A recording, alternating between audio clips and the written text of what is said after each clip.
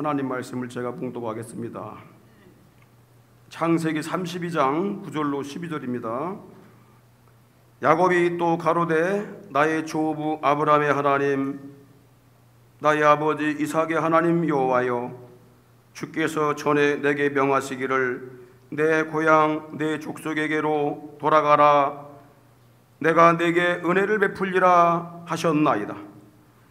나는 주께서 주의 종에게 베푸신 모든 은총과 모든 진리를 조금이라도 감당할 수 없사오나 내가 내 지팡이만 가지고 이 요단을 건넜더니 지금은 두 때나 이루었나이다. 내가 주께 간구하오니 내 형의 손에서 에서의 손에서 나를 건져내시옵소서. 내가 그를 두려워하오면 그가 와서 나와 내 처자들을 칠까 겁냄이니이다. 주께서 말씀하시기를 내가 정녕 내게 은혜를 베풀어 내 씨로 바다에 셀 수 없는 모래와 같이 많게 하리라 하셨나이다. 아멘. 할렐루야. 20년 만에 고향으로 돌아오는 야곱에게 간담을 서늘하게 하는 아주 두려운 소식이 들려왔습니다.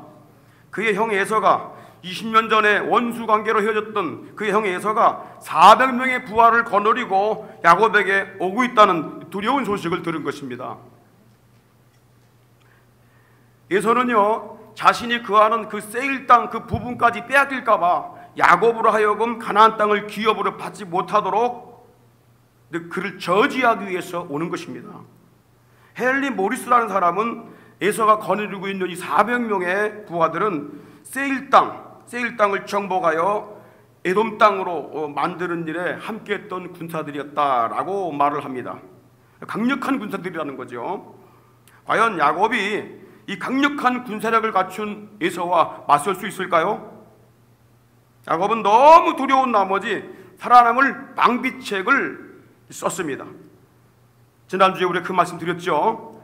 창세기 32장 7절 8절에 야곱이 심히 두렵고 답답하여 자기와 함께한 종자와 양과 소와 약대를 두 떼로 나누고 가로되 에서가 와서 한 떼를 치면 남은 한 떼는 피하리라. 이게 자기 자신의 방비책이었어요.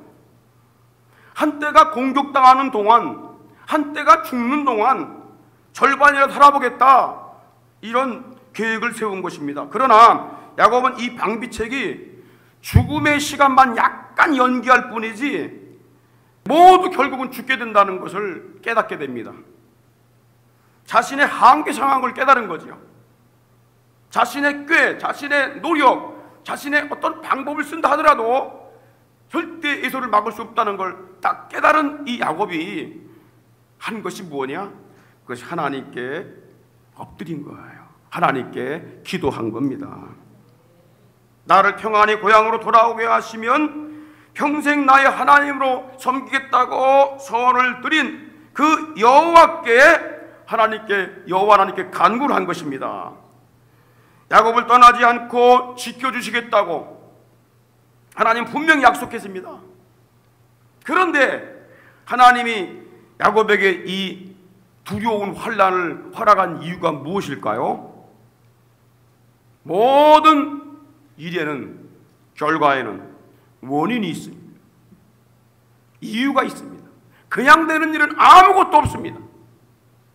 하나님께서 왜 고향으로 돌아가라고 한 야곱에게 이 두려운 환난을 허락을 하신 것일까? 야곱의 영적 약점을 보완하기 위해서 그런 거예요. 영적인 약점이 있어요. 치명적인 약점이 있어요. 그 치명적인 약점이 뭐냐면 하나님을 믿으면서도 기도를 동반하지 않고 있다는 거예요. 20년의 세월이 흘렀어요. 그동안에 하나님이 수많은 기적과 여러 가지 사건들을 통해서 하나님 살아계신 걸 보여주시고 도와주신다는 걸 보여주셨습니다. 그럼에도 불구하고 그 하나님께 어려움 당할 때 하나님 찾아가서 기도한다든가 부르짖는다든가 하나님을 더 친근히 한다든가 이런 모습들이 성장하는 모습이 전혀 없었어요. 그는 하나님께서 자기 인생 속에 섭리하시고 또 도우심에 관한 이 경험담들을 자기의 처자와 그리고 외삼촌에게 아주 잘했어요. 그러나 그의 신앙 속에는 기도가 없었기 때문에 영적 상승의 기류를 타지 못했습니다. 치명적인 약점이지요. 기독교인들이 약점이 뭔지 아세요? 기도를 하지 않는다는 거예요. 말은 잘한다는 거예요. 경험이 많으니까.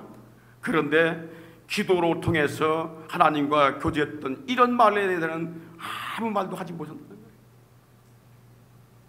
그러므로 하나님은 야곱에게 세상을 이겨나갈 영적 능력은 하나님과의 깊은 관계 속에서 강화됨을 깨닫게 하시려고 이 불같은 시련을 허락하신 것입니다.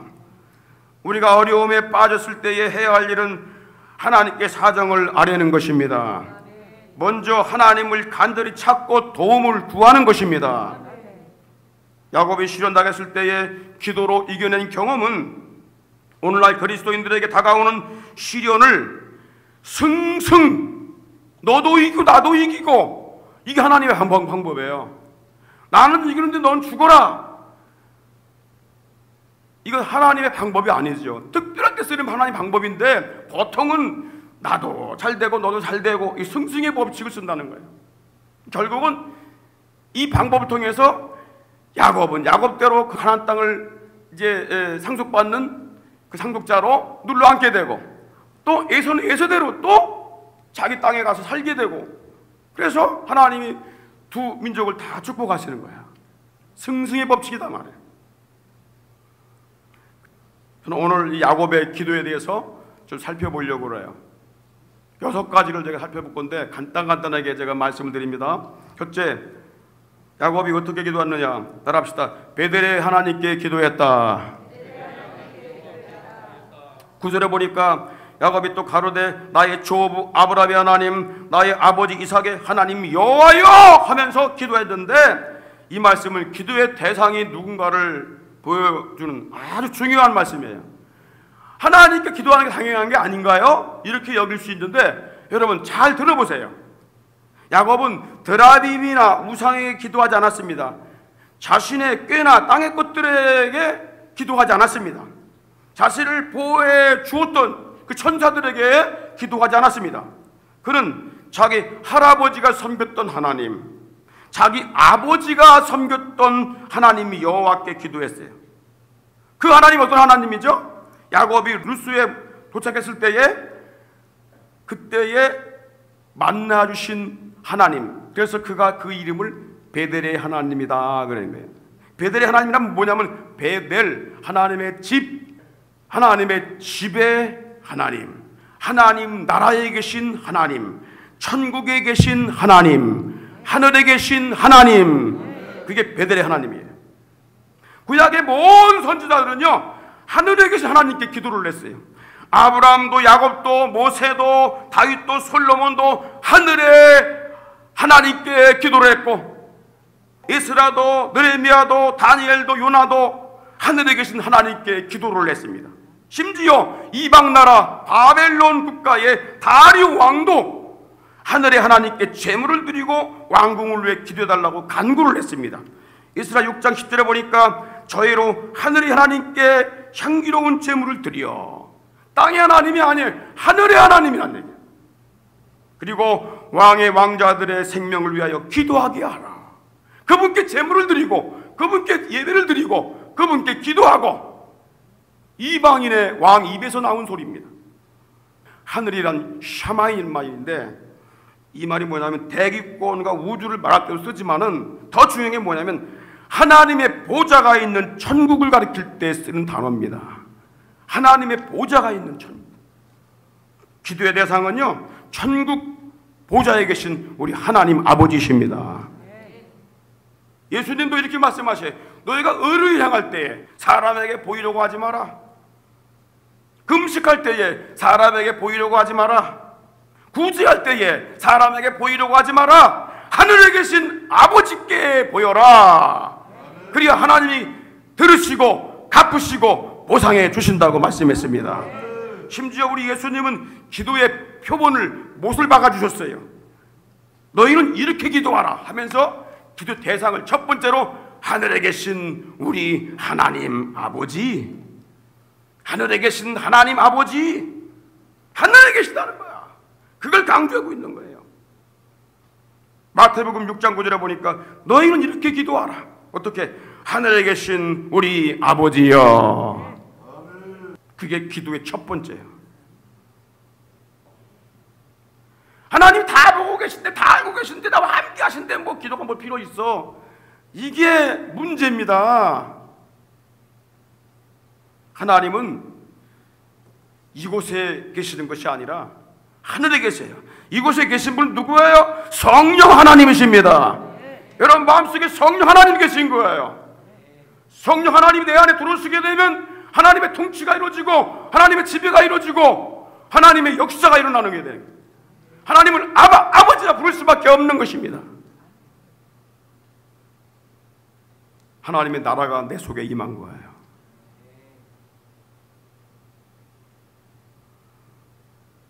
우리가 천국에 계신 아버지 하나님께 간구해야 되는 이유가 뭘까요? 우리의 시민권이 하늘에 그곳에 있기 때문입니다. 그리고 그곳에 누가 계시냐? 하나님의 보좌가 있고 그 보좌 옆 우편에 우리 그리스도께서 계시기 때문에 그렇다고 했어요. 그래서 골로새서 3장 1절에 보니까 너희가 그리스도와 함께 다시 살리심 받았으면 무슨 말이에요? 예수를 믿고 거듭났으면 그 말이야. 새로운 성도가 되었으면, 하나님의 자녀가 되었으면 어떻게 하는 얘기예요? 위의 것을 찾으라. 천국을 구하라. 왜? 거기는 그리스도께서 하나님 우편에 앉아 계시기 때문이다.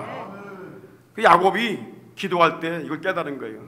하늘의 하나님, 베델의 하나님께 간구했는데 그 하나님은 우리 아버지가 섬겼던 하나님이고 우리 할아버지가 섬겨왔던 하나님이시다. 그 하나님께 기도한 거예요. 여러분 힘들고 어려움이 당할 때에 천국에서 하나님께 간구하시길 바랍니다. 하늘의 하나님께 기도하시길 바랍니다. 두 번째, 야곱이 간구의 정당성을 호소합니다. 내가 간구하는 건 정당합니다. 왜? 9절에 보니까 야곱이 또 가로되 나의 조부 아브라함의 하나님, 나의 아버지 이삭의 하나님 여호와여, 주께서 전에 내게 명하시기를 내 고향 내 족속에게로 돌아가라. 내가 내게 은혜를 베풀리라 하셨나이다. 이게 근거라는 거예요. 야곱이 가나안 땅으로 돌아오게 된 것은 자신의 결정이 아닙니다. 하나님이 가라고 하셨기 때문에 간 거예요. 그는 하나님의 말씀에 순종하여 가나안 땅으로 돌아오다가 외삼촌에게 추격을 받았고 이번에는 에서에게 저지를 받게 된 것입니다. 야곱의 의도는 이것입니다. 하나님, 내가 하나님의 지시대로 순종하다가 이와 같은 공경에 빠졌는데 도와주셔야 되지 않겠습니까? 정당함을 호소하고 있는 거예요. 성도들이 요나처럼 불순종의 길로 가다가 큰 태풍, 광풍을 만날 수가 있습니다. 그러나 하나님의 말씀에 순종하여 믿음의 길을 가다가도, 천국을 향해 순례의 길을 가다가도 얼마든지 고난과 역경을 만날 수 있다는 사실을 기억을 해야 합니다. 세상에는 죄로 인한 가시덤불과 엉겅퀴가 끊임없이 나고 있고 끊임없는 악과 마귀 역사가 있기 때문입니다. 그러므로 예수님은 환난을 당해도 절대 두려워하지 말라는 거예요. 환난 당해도 너희가 평안을 누릴 수 있는 방법이 있다. 그걸 알려주셨어요. 요한복음에 보니까 이것을 너에게 이름은 내가 너에게 이 말씀을 하는 줄 아냐. 너희로 내 안에서 평안을 누리게 하려 함이라. 예수 안에 있어야 평안하다는 거예요. 너희가 환난을 당하나 담대하라. 내가 세상을 이겼노라. 주님은 이 땅에 오셔서 우리가 가야 될 길을 다 몸소 보여주셨어요. 그렇게 교권주의자들, 그 정치하는 헤롯 땅들 뿐만 아니라 종교계의 율법주의자들, 이런 자들 틈에서 어떻게 승리의 길을 가야 될 것인지를 보여주었다고 말이야. 두려워하지 말라는 거예요. 세상을 두려워하지 말라고 그랬잖아. 그러면 두려워하지 말아야 되는 거예요. 어려움 당할 때 가장 먼저 해야 될 일이 뭐냐? 하나님을 찾고 그분께 아뢰는 것입니다. 무엇이든지 하나님께 아뢰 수 있다는 이 언론의 자유, 파레시아라고 하는 언론의 자유, 이것이 있다는 것이 우리 성도들에게 큰 특권이다 말이에요. 주님은 어떤 얘기를 해도 다 들으세요. 주님께 쏟아놔야 돼요. 네 마음을 쏟아놓아라. 하나님께 간구하고 부르짖으면 세상이 요만하게 보이는 거야. 그런데 기도하지 않으면요, 세상이 너무 크게 보여. 큰 산처럼 보이고, 사람의 말이 두렵고, 세상 권세가 두렵고. 하나님을 두려워하게 되면 세상이 안 두려운데, 세상을 두려워하면 하나님이 작게 보여. 여러분들, 하나님을 믿으시기를 바랍니다. 할렐루야. 빌립보서 4장 6절에 아무것도 염려하지 말라. 염려할 것이 없다는 거예요. nothing이에요, nothing. 없다. 오직 모든 일에 기도와 간구로, 모든 일에 기도하고 간구하라는, 너의 구할 것을 감사함으로 하나님께 아뢰라. 할렐루야. 여러분, 하나님이 사람 마음도 움직이시는 거예요. 환경도 움직이셔요. 우주를 움직이시는 분이에요. 태풍의 방향도 바꾸시는 분이 하나님이십니다. 우린 기도로 살아야 됩니다. 하나님의 능력을 아시길 바랍니다. 세 번째는 겸손한 기도를 했어요. 자기를 낮추는 기도를 했습니다. 10절에 보십시오. 나는 주께서 주의 종에게 베푸신 모든 은총과 모든 진리를 조금이라도 감당할 수 없사오니. 나는 이런 연약한 자입니다. 자격이 없는 자입니다. 이것이 우리의 기도의 자세가 되어야 됩니다. 하나님의 마음을 움직이는 기도는 겸손한 기도입니다. 자기를 낮추는 기도, 그 기도가 하나님의 보좌를 움직이게 되는 것입니다. 겸손해야 되는 거예요. 사람이요, 겸손하게 되면 존귀하게 된다고 그랬어. 근데 겸손한 축복이 뭐냐? 기도 응답을 하나님이 즉각 주신다는 거예요. 하나님이 겸손하게 만드는 과정이에요. 환난은 그 사람을 낮추는 과정이단 말이에요. 야곱은 하나님의 은총과 진리를 받을 자격이 없습니다. 이 고백한 겁니다. 이거 대단히 중요합니다. 왜? 야곱이 하나님의 은혜와 하나님의 진리를 말하고 있기 때문에 그런 거예요. 은혜와 진리가 어디로부터 와요? 하나님께로부터 오는 거예요. 하나님은 겸손한 자의 기도에 귀를 기울이신다고 그랬어요. 자기 의를 드러내고 자랑하는 바리새인의 기도보다 자기를 낮춘 세리의 기도를 우리 주님께서 들으시고 응답 주셨다고 말씀했습니다. 누가복음 18장 43절에 보니까 세리는 멀리 서서 감히 눈을 들어 하늘을 우러러 보지도 못하고 다만 가슴을 치며 하나님이여 불쌍히 여기소서 나는 죄인으로소이다. 예수님께서 바리새인과 세리의 기도를 들으시고 평가를 내리신 거예요. 제자들에게 이렇게 교훈하십니다. 의를 내세우는 바리새인보다 감히 하늘의 하나님을 우러러 보지도 못하고 불쌍히 여겨달라는 세리의 기도를 들으시고 의롭게 여기셨다. 그렇게 말씀합니다. 여러분, 놀라운 말씀 하나 드립니다. 은혜와 진리가 어디로부터 오지요? 그걸 우리가 분명히 알아야 됩니다. 요한복음 1장 14절에 말씀이 육신이 되어 말씀으로 계셨던 그 하나님 그리스도가 육신의 몸을 입고 이 땅에 오셨다 그 말이에요. 우리 가운데 거하심에 이 땅에 거하셨다 그 말이에요. 우리가 그 영광을 보니까 아버지 독생자의 영광이면서 은혜와 진리가 충만하더라. 은혜와 진리가 충만한 분이 예수님이시다니. 그러니까 진리를 말할 때는 그리스도를 빼놓고 말할 수가 없는 거예요. 그리스도를 제외해놓고 진리 말하는 것은 인간의 편협심입니다. 욕심입니다.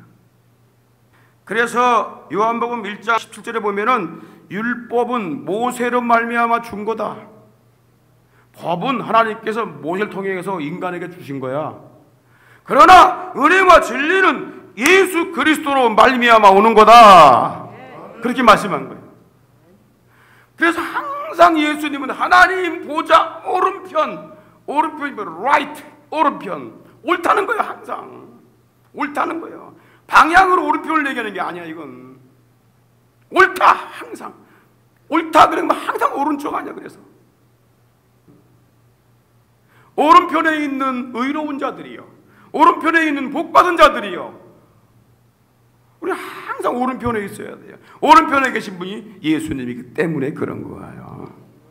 예수님 항상 하나님 오른편에 앉아 계시다가, 사도신경 갈 때도 오른편에 앉아 계시다가 심판하러 오신다.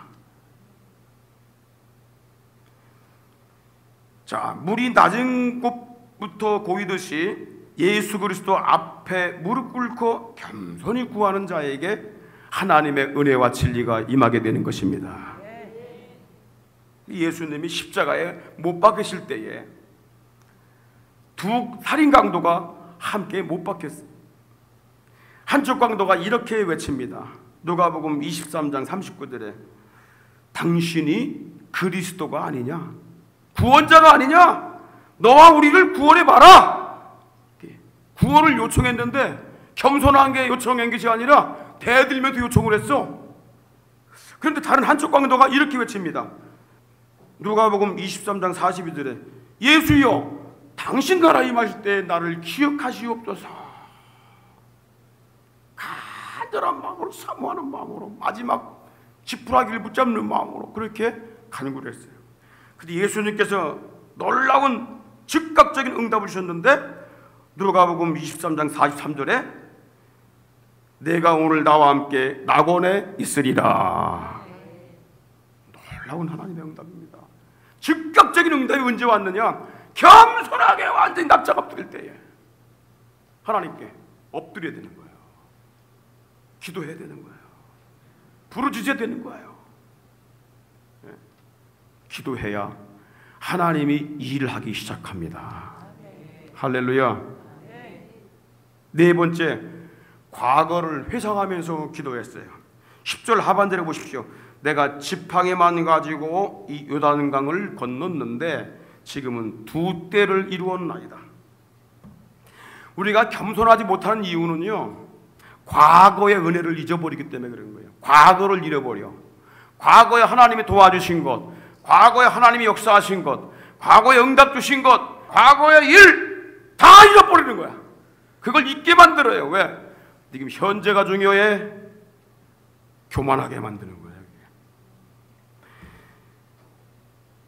야곱이 언약의 상속자가 된 이후에 가족에게 버림받습니다. 요단강을 건너갈 때는 종들도 없었어요. 친구도 없었습니다. 안내자도 없었습니다. 짐승 한 마리, 말 한 필도 없었고요. 고독한 길을 홀로 갔었습니다.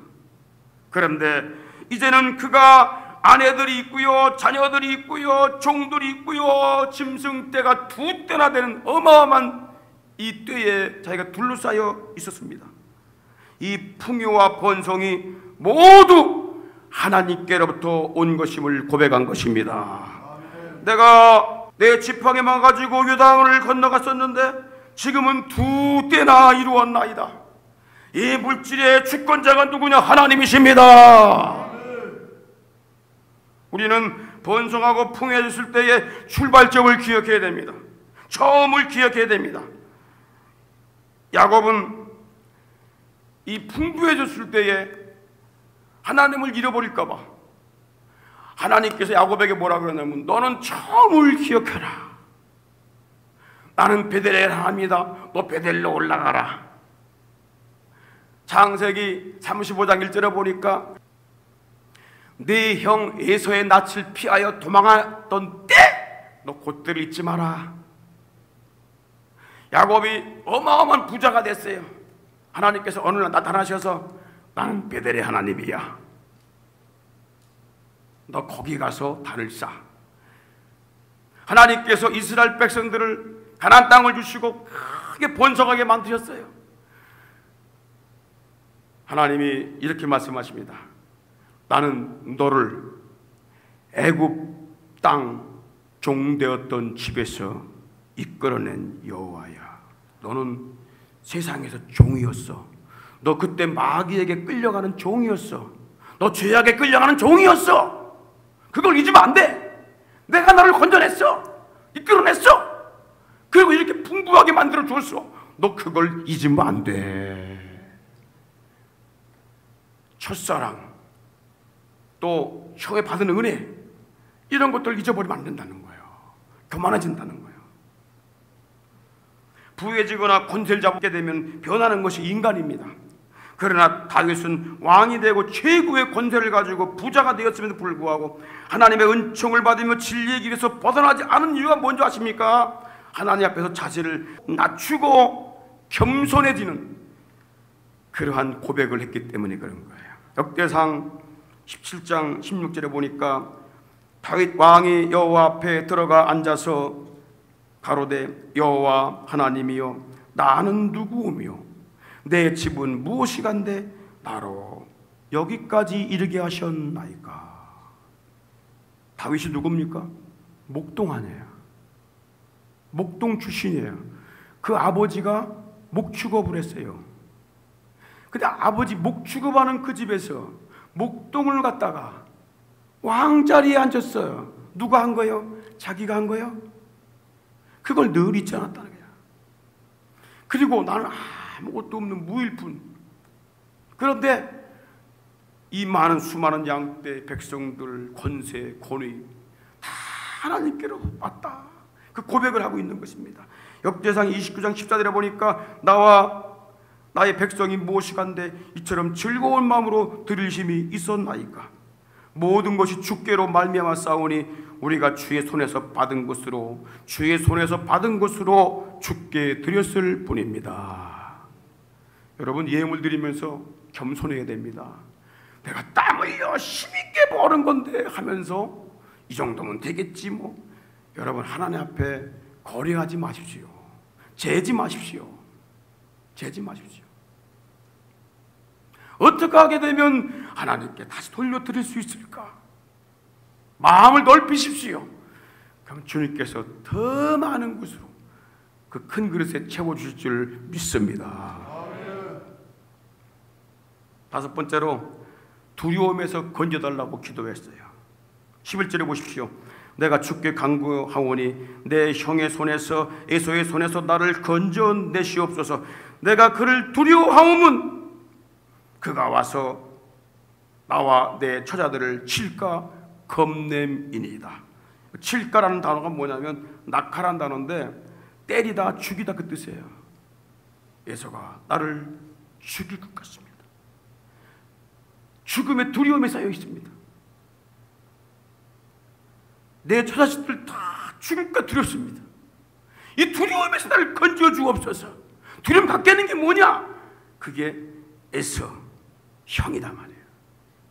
형을 좀 하나님 마음을 누구뜨려 주시든지 어떤 상황을 만들어 주시든지 나를 두려움에서 건져 내시옵소서. 나중에 형의 마음을 어떻게 하나님께서 누굴 뜨려 주시잖아. 그래서 화해를 하게 되는 거야. 화해를. 세상에서 환난이나 풍파로 인하여 두려움이 있을 때에 하나님을 찾고 구하는 것은 부끄러운 일이 아니에요.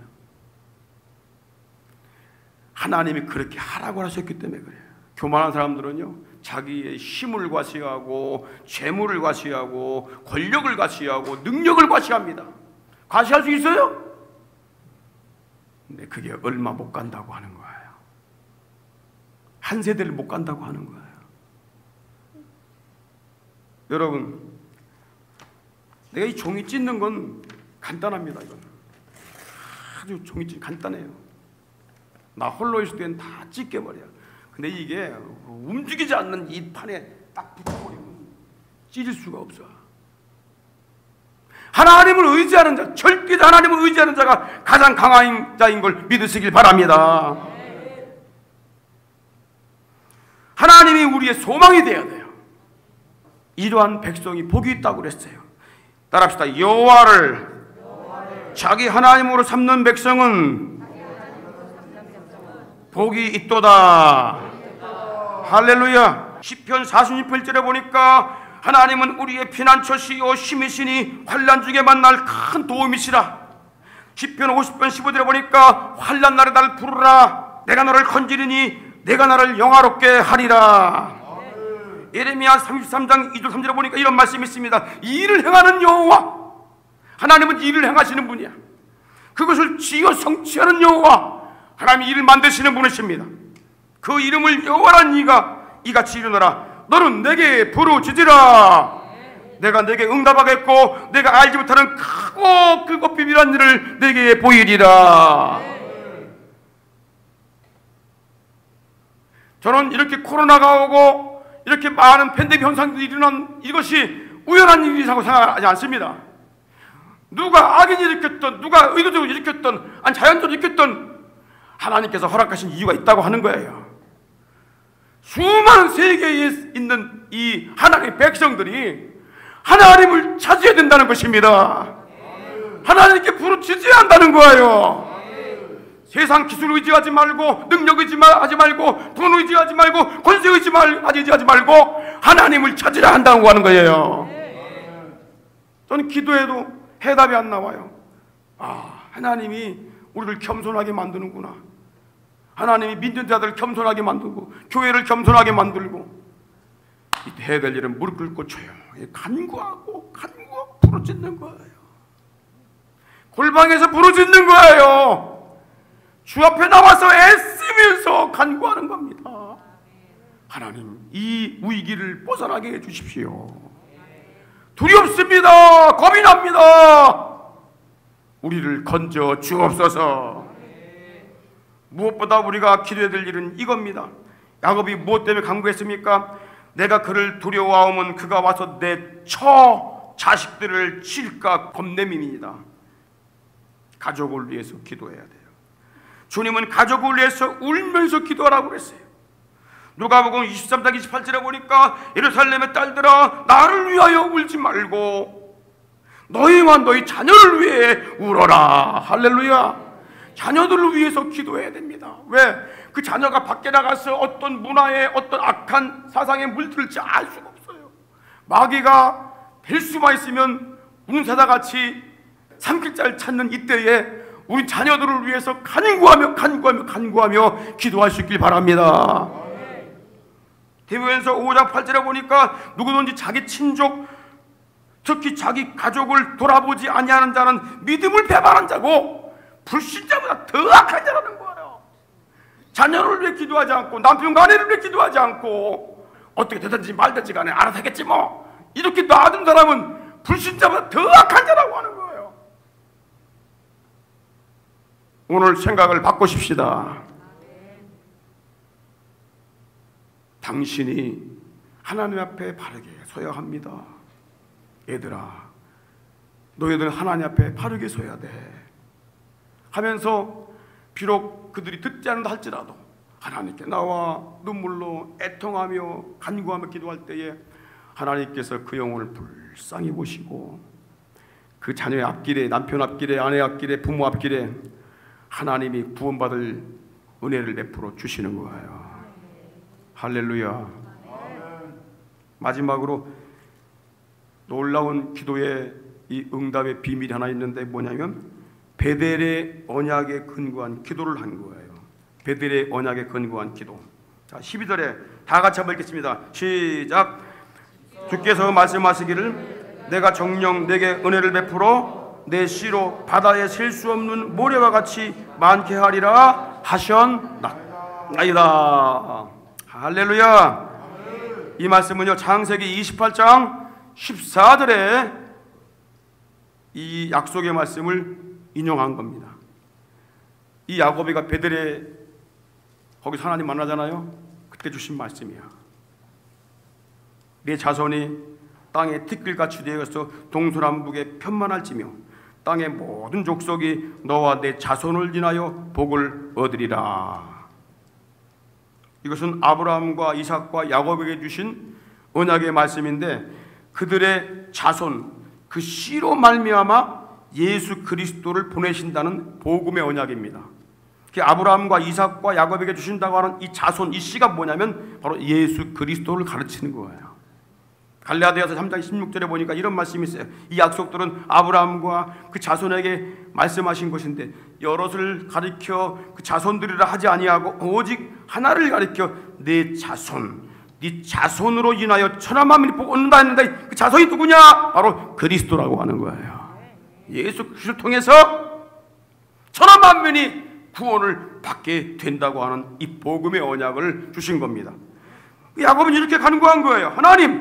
하나님이 베델에서 네 자손으로 인하여 동서남북 온 땅의 족속들에게 구원의 복을 얻게 하신다고 언약하지 않았습니까? 그러니 나와 내 가족을 에서의 손에서 형의 손에서 건져내시옵소서.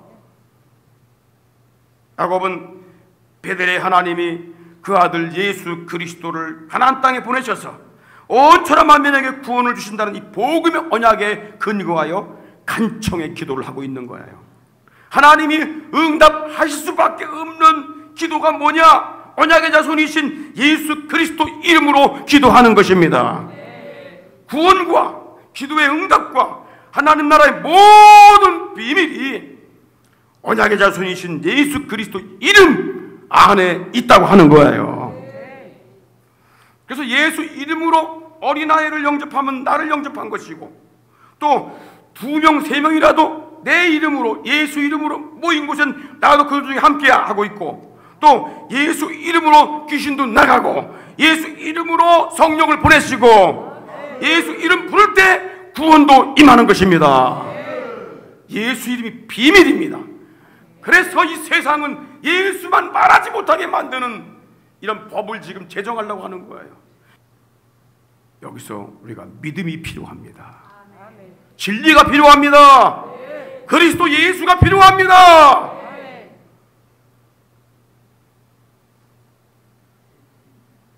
요한복음 14장 13절에 보니까 너희가 내 이름으로 무엇이든지 구하면 주님이 시행하신다고 그랬어요.